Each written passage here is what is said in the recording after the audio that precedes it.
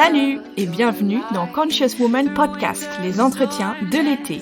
Venez, on s'assoit autour d'un feu de camp virtuel et on se laisse inspirer par des femmes libres et passionnées qui nous partagent leur sagesse.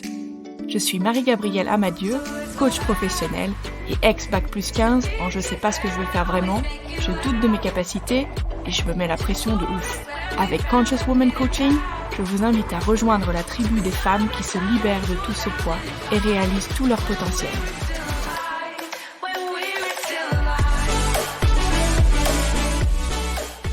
Hello à toutes et bienvenue dans ce 4e épisode du Conscious Woman Podcast.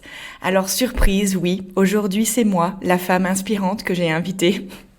Non, mais comme en fait, il est temps déjà de clôturer cette mini-série des entretiens d'été, je voulais vous raconter ce que j'avais appris en le faisant.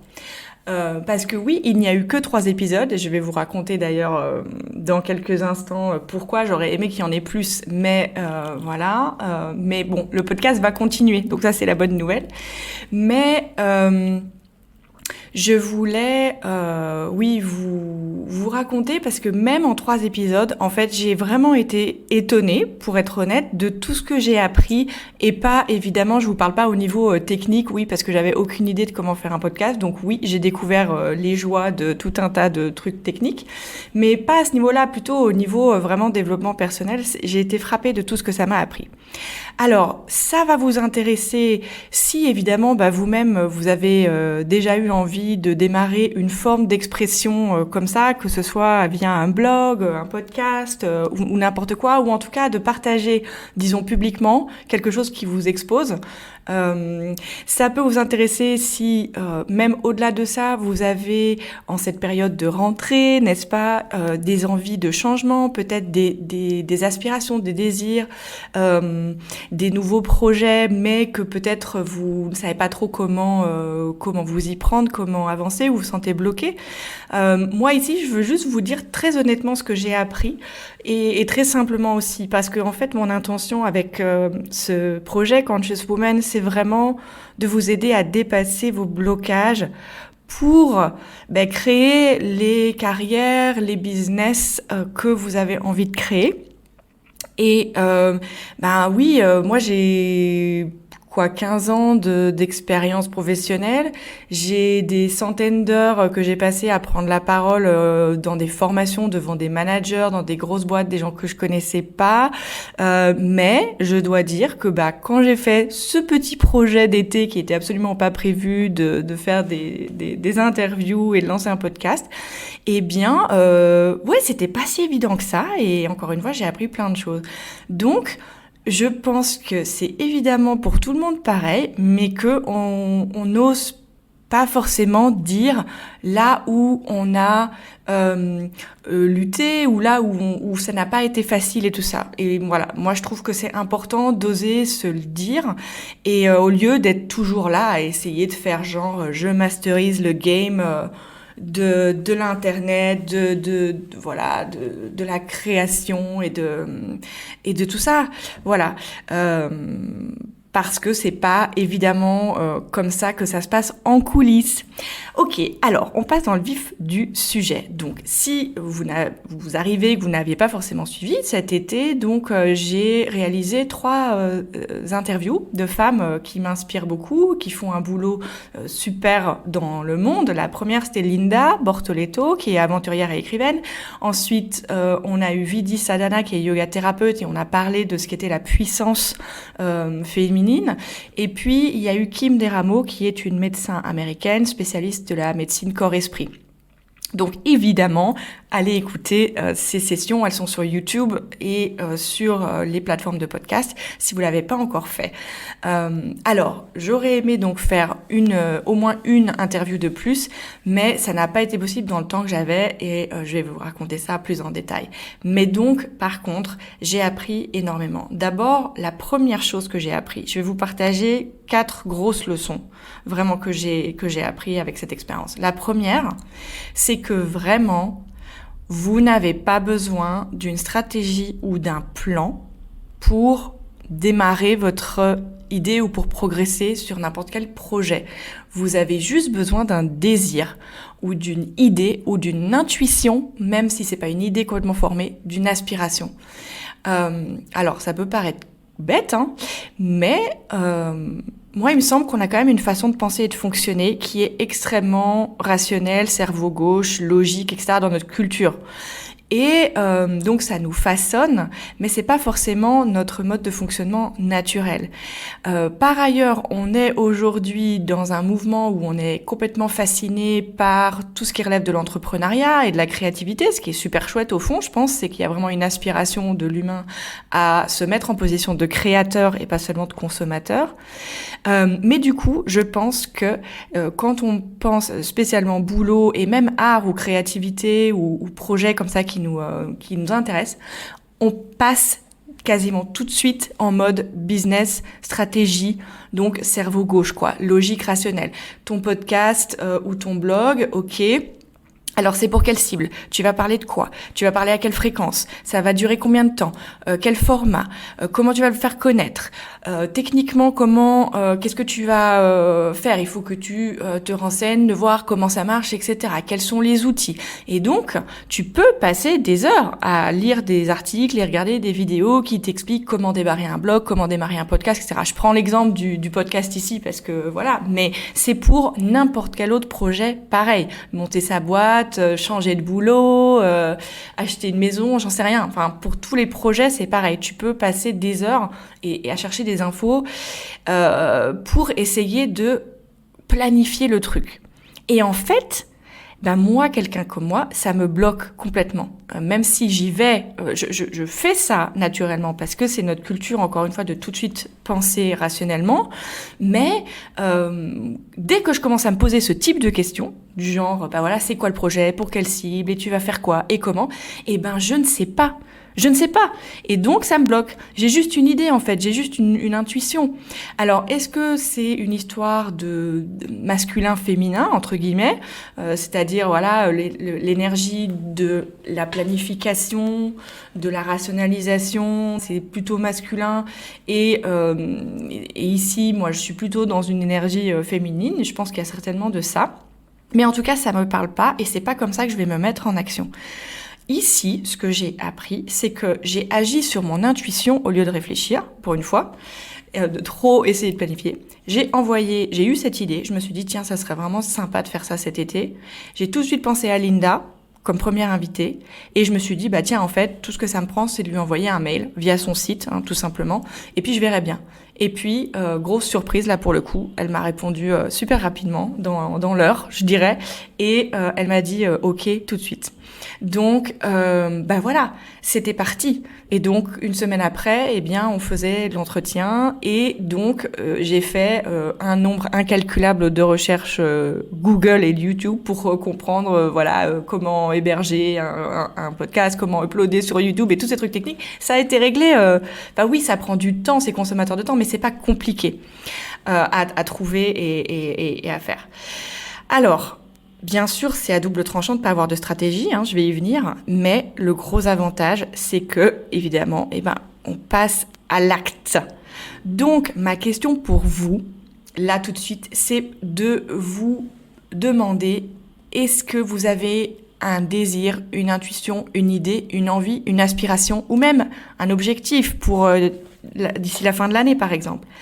Et sur cet objet-là, est-ce que par hasard, si vous êtes bloqué ou que c'est par exemple une idée que vous avez depuis plusieurs années ou depuis plusieurs mois et que ça n'avance pas, est-ce que par hasard vous essayez de l'attaquer par la stratégie et la planification, à répondre à tout ce type de questions que je vous disais?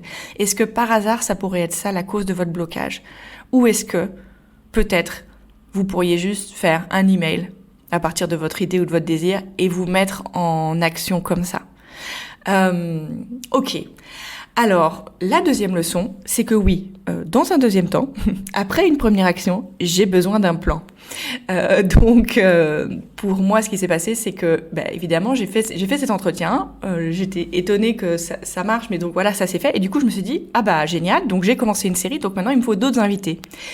Et bien évidemment, ça prend du temps et des idées et des efforts de trouver des invités pour quand même un certain nombre de sessions. Et je me suis rendu compte que 2 semaines, ça passe très vite. Je m'étais donné pour objectif d'en faire 4 pendant l'été en pensant que c'était raisonnable. Ça faisait 2 sessions par mois. Et bien voilà, j'ai pas tout à fait réussi à atteindre mon objectif.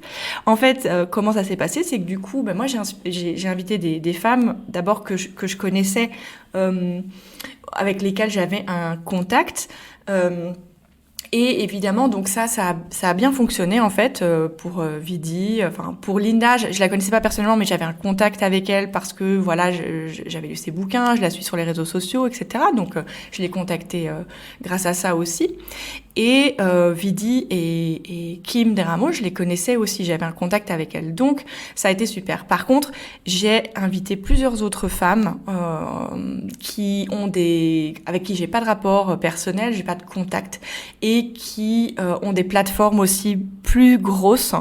En gros, oui, pour que moi je les connaisse pas personnellement, mais que je les connaisse et que j'ai envie de les inviter, c'était des personnes assez déjà visibles et avec une plateforme assez importante. Et là, j'ai pas eu de réponse sur au moins 4 ou 5 femmes, par exemple, que j'ai contactées, relancées, etc.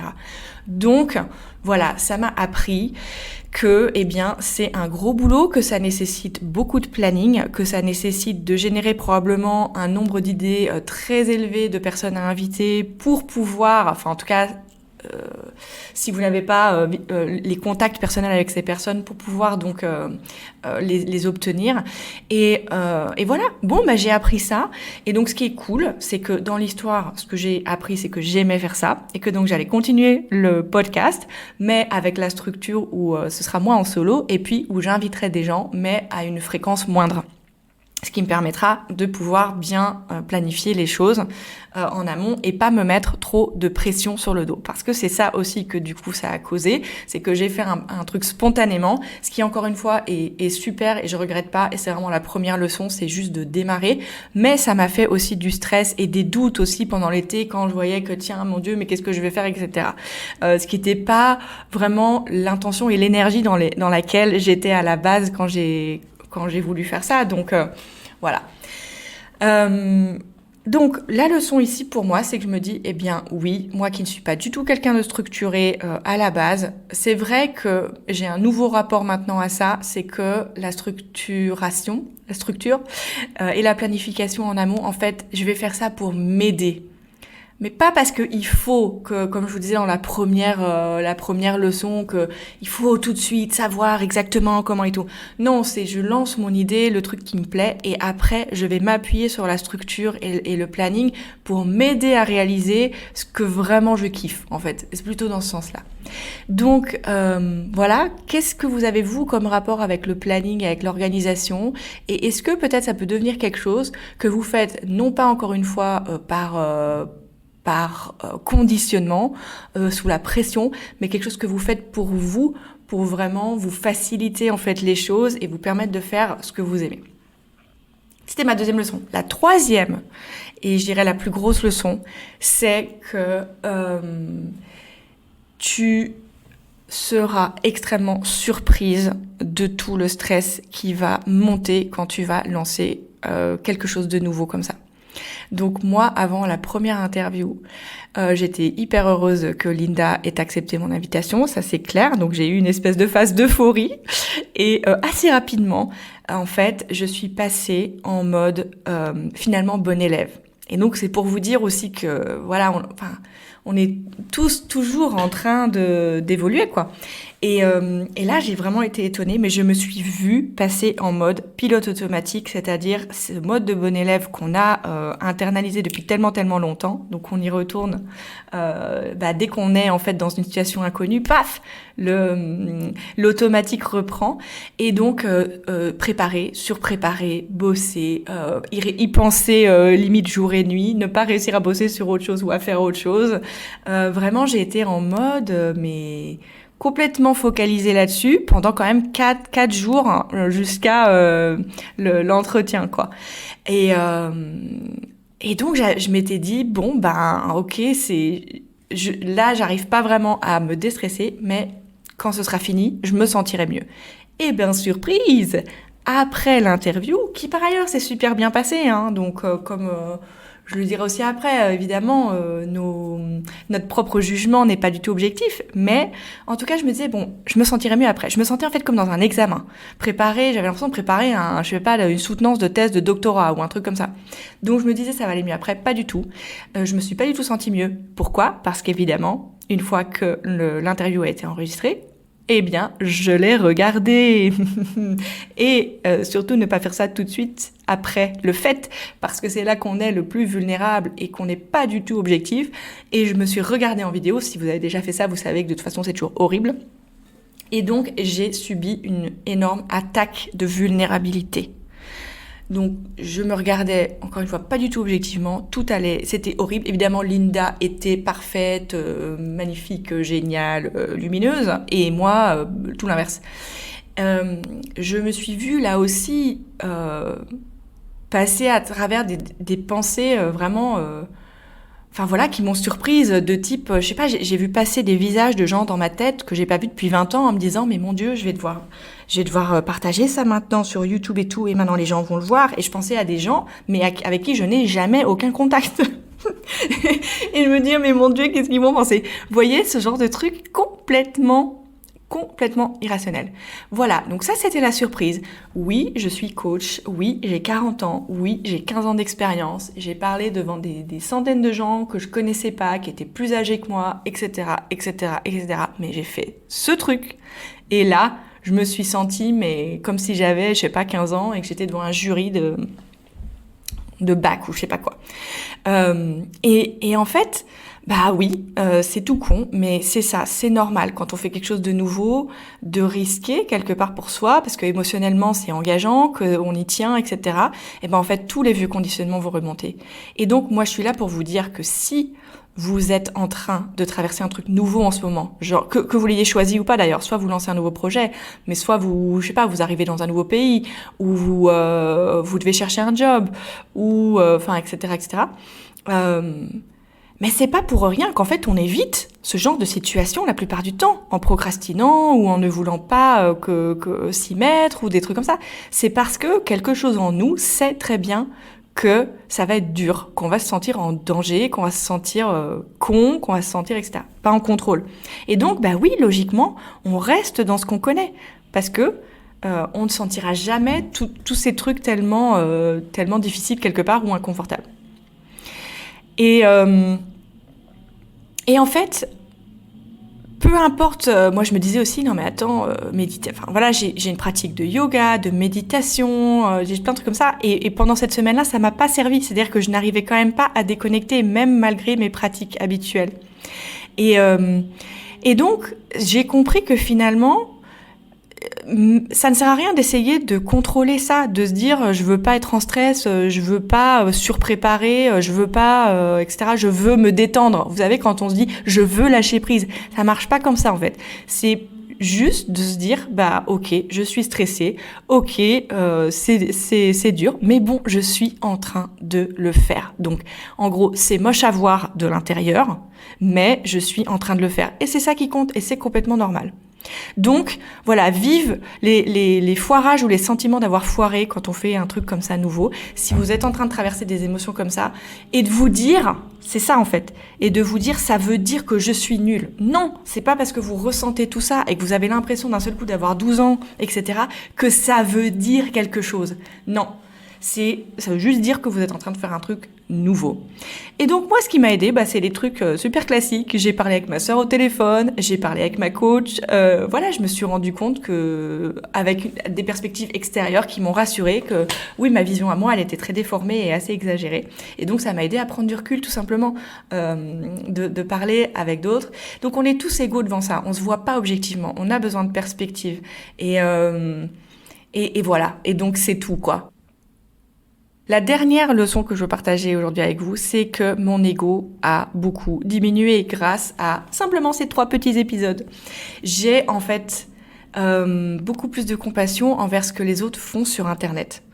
Maintenant, c'est con, hein, mais je sais ce que ça fait maintenant que de créer quelque chose soi-même, en fait, et de le poster et de s'exposer et de se sentir hyper vulnérable parce que c'est un truc que tu fais voilà avec ton cœur et que tu te dis voilà, je le fais quoi, je le poste et donc quand tu ressens ça, eh bien tu es beaucoup moins d'un seul coup beaucoup plus généreux dans ton jugement des autres, de ce que postent, de ce que font les autres sur Internet et en général d'ailleurs, de tous les gens qui créent quelque chose ou qui font quelque chose de nouveau ou voilà, de toutes les situations dans lesquelles les gens sont qui peuvent être pas super confortables.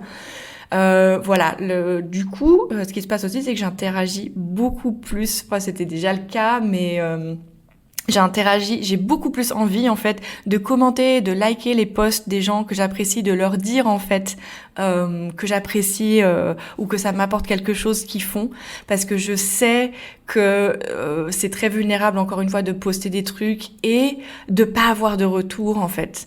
C'est ça qui est très dur pour l'ego, c'est que ce soit positif ou négatif, vous aimez bien avoir une validation en fait. Et quand vous avez pas ou peu de retour, eh bien évidemment votre ego se sent très menacé parce que vous n'avez pas cette validation extérieure. Donc d'un côté ça a été extrêmement bon parce que justement ça m'a renforcé mentalement, ça je vais y venir juste après, mais vis-à-vis des autres en tout cas, maintenant je suis super claire avec le fait que quand j'aime le contenu de quelqu'un, je leur dis, voilà. Et je vous encourage du coup à faire la même chose parce que du coup, si vous faites ça, quand vous lancerez quelque chose ou vous ferez quelque chose, vous vous sentirez beaucoup plus en confiance de le faire en fait, d'être dans cet état d'esprit-là, je pense. Et donc oui, ça m'a aussi beaucoup renforcé mentalement en fait, de me dire j'ai pas beaucoup de vues, j'ai pas beaucoup d'avis, j'ai pas beaucoup de retours et tout ça, mais de un, est-ce que j'ai pris plaisir à ce que j'ai fait et est-ce que j'aime ça?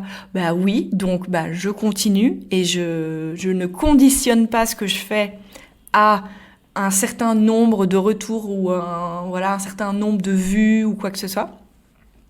Et aussi, et ça, je me suis vraiment accrochée à ça, c'est que je me suis dit, si ça sert à au moins une personne, c'est bon, j'aurais fait quelque chose de bien et d'utile, quoi. Et comme j'ai au moins eu un retour vraiment positif à chaque fois, c'était tout gagné, quoi. Donc c'est comme ça que j'ai tenu, en fait, face à cette vulnérabilité de s'exposer devant l'internet, devant l'internet entier. Donc ça c'était mes 4 leçons. J'espère que ça vous aura inspiré et que ça vous donnera du courage pour poursuivre votre aspiration du moment ou votre désir ou votre challenge du moment tout simplement. Alors pour conclure, j'ai juste 3 choses à vous dire. Premièrement, pour vous aider à ça, si vous avez une idée, un projet, quelque chose de challenging en ce moment, je vous ai fait aussi cet été une méditation EFT. EFT, c'est Emotional Freedom Technique, vous savez, avec les petits tapotements là. Ça dure juste 10 minutes et c'est une méditation pour se libérer justement du conditionnement de la bonne élève et se mettre dans un état où on arrive à continuer à créer et à faire ce qu'on a envie de faire. Donc, si vous l'avez pas déjà écouté ou testé, venez en fait vous inscrire via le lien pour ma newsletter qui est dans ma bio sur Instagram et puis je vais la mettre sur les autres plateformes aussi, le lien. Deuxième chose, n'hésitez pas à m'écrire par mail si vous voulez à mg@consciouswomancoaching avec vos questions, avec les sujets que vous aimeriez que je traite dans ce podcast ou sur ma page Instagram, avec pourquoi pas aussi les idées de femmes que vous aimeriez que j'interviewe, comme ça m'aide pour mon planning. Ou tout simplement pour me parler de vos projets. J'espère bientôt vous présenter comment on pourra travailler ensemble en coaching. Faut que je bosse à mettre sur pied un site. Mais en attendant, donc, n'hésitez pas à me rejoindre sur Insta et aussi à partager ma page Instagram ou ces podcasts si vous appréciez ce que je fais aux personnes que vous connaissez. Voilà, ce serait super. Je vous souhaite une bonne semaine et je vous dis à la semaine prochaine puisque donc du coup, on continue. Ciao! Merci beaucoup de nous avoir écoutés. Et maintenant, venez, on discute sur mon compte Instagram, Conscious Woman Coaching, ou sur ma page Facebook, Marie-Gabrielle Amadieu. Qu'est-ce que vous retiendrez de cet épisode ? Si vous avez aimé ce podcast, partagez-le en l'envoyant à vos sœurs, vos cousines, vos potes, vos filles et vos mamans. Donnez-lui 5 étoiles sur Apple Podcast et abonnez-vous pour suivre tous les prochains épisodes gratuitement.